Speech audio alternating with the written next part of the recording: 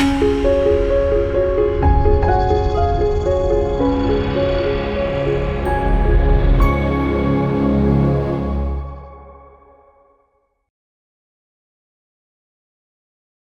మాత్రం. నేను మీ journalist Navata. Welcome to our voice. వ్యవసాయం దండుగ కాదు, పండుగ చేస్తామన్నారు. అధికారంలోకి వస్తే ఎకరానికి 15,000 చొప్పున రైతు భరోసా ఎకరాకి ఎగ్గొట్టకుండా ఇస్తామన్నారు. తీరా కుర్చీ ఎక్కి 2.5 ఏళ్లు దాటిపోయింది. ఈ 30 నెలల కాలంలో తెలంగాణ రైతులకు అసలు దక్కిందెంత? కాంగ్రెస్ సర్కార్ ఇచ్చిందెంత? రైతు భరోసా నిధుల పేరుతో సీఎం రేవంత్ రెడ్డి పెద్ద గోల్మాల్ చేస్తున్నారా? రుణమాఫీ పేరు చెప్పి ఒకసారి, నిధుల కొరత పేరు చెప్పి మరోసారి రైతులను నట్టేటా ముంచుతున్నారా? గడిచిన కాలంలో రైతులందరికీ పూర్తి స్థాయిలో రైతు భరోసా నిధులు అందింది కేవలం ఒక్కసారి మాత్రమే అంటే మీరు నమ్ముతారా? అధికారులు ఇచ్చారో లేదో నాకు తెలియదంటూ ముఖ్యమంత్రి స్వయంగా బాధ్యతారాహిత్యంగా మాట్లాడుతుంటే ప్రజలు ఇంకెవరిని అడగాలి? అసలు రేవంత్ రెడ్డి మార్క్ రైతు భరోసా కథ ఏంటి? ఈ సీజన్లో అయిన రైతులందరికీ పూర్తి పైసలు అందుతాయా లేదా మళ్ళీ కోతలు తప్పవా? తెలంగాణలో కాంగ్రెస్ ప్రభుత్వం అధికారంలోకి వచ్చి 2.5 ఏళ్లు పూర్తి కావస్తోంది. ఎన్నికల మేనిఫెస్టోలో రైతు భరోసా కింద ప్రతి ఏటా ఎకరానికి 15,000 ఇస్తామని హామీ ఇచ్చారు. గతంలో ఉన్న 10,000ను పెంచి ఇస్తామనేసరికి రైతులు ఎంతో ఆశపడ్డారు. కానీ ప్రాక్టికల్గా చూస్తే జరిగింది వేరు. ఈ 2.5 ఏళ్ల కాలంలో రైతులందరికీ పూర్తి స్థాయిలో రైతు భరోసా నిధులు అందింది కేవలం ఒక్కసారి మాత్రమేనని బహిరంగ రహస్యమే. గత సీజన్లను ఒకసారి పరిశీలిస్తే రేవంత్ సర్కార్ ఆర్థిక ఇబ్బందుల నెపంతో విడుదల వారీగా నిధులు విడుదల చేస్తూ వచ్చింది. ఫలితంగా సకాలంలో పెట్టుబడి సాయం అందక రైతులు ప్రైవేటు వడ్డీ వ్యాపారులను ఆశ్రయించాల్సిన పరిస్థితి ఏర్పడింది. ఒకవైపు వానాకాలం, మరోవైపు యాసంగి సీజన్లు మారుతున్న బ్యాంక్ అకౌంట్లలో మాత్రం రైతు భరోసా నిధులు సకాలంలో పడడం లేదనే ఆవేదన క్షేత్రస్థాయిలో బలంగా వినిపిస్తోంది.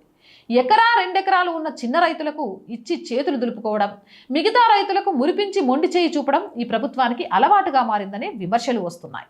ఓవైపు ప్రతిష్టాత్మకంగా 2 లక్షల రైతు రుణమాఫీ చేశామని ప్రభుత్వం గొప్పలు చెప్పుకుంటుంది. కానీ నిధుల లెక్కలు చూస్తే అసలు రంగు బయటపడుతోంది.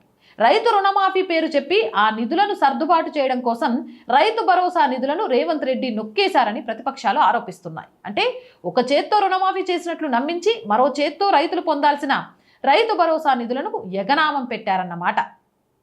పైగా 2 లక్షల రుణమాఫీ కూడా అర్హులైన రైతులందరికీ పూర్తి స్థాయిలో వర్తించలేదని, కేవలం సగం మందితోనే సరిపెట్టారనే ఆరోపణలు ఉన్నాయి. రుణమాఫీ కాలేదు, అటు రైతు భరోసా పైసలు రాలేదు. ఇదెక్కడి న్యాయమని అన్నదాతలు రోడ్డుపైకి వస్తున్నా ప్రభుత్వంలో చలనం లేకపోవడం దారుణం. ఇక గత సీజన్లో రేవంత్ సర్కార్ ఆడిన డ్రామాలు అన్నీ ఇన్ని కావు. రైతు భరోసా నిధులు ఇస్తున్నామంటూ భారీగా ప్రచారం చేసుకున్నారు. కానీ కట్ చేస్తే కేవలం 2 ఎకరాల లోపు భూమి ఉన్న రైతులకు మాత్రమే మొదటి విడతలో నిధులు వేశారు. మరి 3 అంతకంటే ఎక్కువ ఎకరాలు ఉన్న రైతుల పరిస్థితి ఏంటి? వారి అకౌంట్లలో పైసలు ఎప్పుడు పడతాయి అని అడిగితే ఆ తర్వాత వేస్తామంటూ కాలయాపన చేశారు.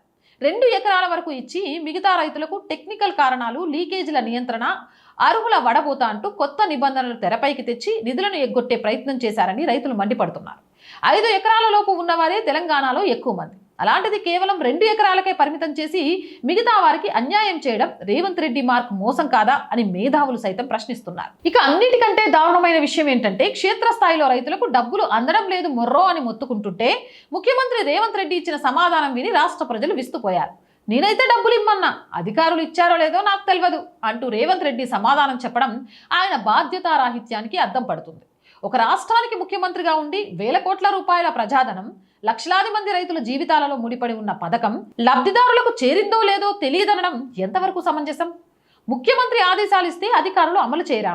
లేక అధికారులపై ముఖ్యమంత్రికి నియంత్రణ లేదా?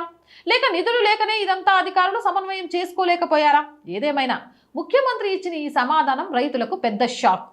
తాము నమ్మి ఓటేస్తే ఇచ్చారో లేదో తెలియదని చేతులెత్తేయడం ఏంటని రైతాంగం తీవ్ర అసంతృప్తిలో ఉంది. తాజాగా జూన్ 30, 2026న హైదరాబాద్ శిల్పకళా వేదికగా ముఖ్యమంత్రి రేవంత్ రెడ్డి వానాకాలం సీజన్కి సంబంధించి రైతు భరోసా తొలి విడత నిధులు విడుదల చేశారు.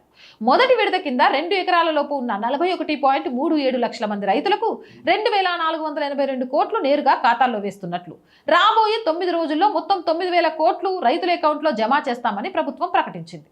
ప్రభుత్వం చెప్పిన మాటలు బాగానే ఉన్నాయి. కానీ గత అనుభవాలను దృష్టిలో పెట్టుకుంటే ఈసారైనా అర్హులైన రైతులందరికీ రూపాయి కూడా కట్ అవ్వకుండా రైతు భరోసా నిధులు పూర్తిగా అందుతాయా అనేదే అసలు ప్రశ్న.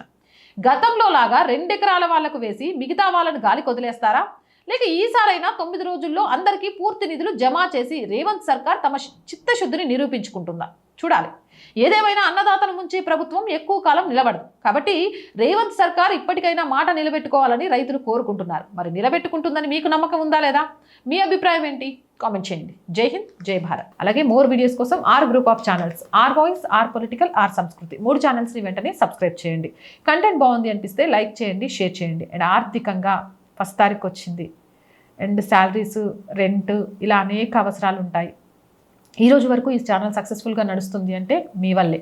ఇక ముందు నడవాలన్నా మీరే ఈ ఛానల్ని ఆర్థికంగా ఆదుకోవాలి. మేము బ్రేక్ ఈవెన్కి చేరుకునేదాకా ఆర్థికంగా ఆదుకుంటారు అని ఆశిస్తున్నాం. ఆర్థికంగా ఆదుకోవడం కోసం స్క్రీన్ మీద గూగుల్ పే, ఫోన్పేతో పాటు అకౌంట్ డీటెయిల్స్ ఇస్తున్నాము. మీకు తోచిన సహాయాన్ని అందించండి.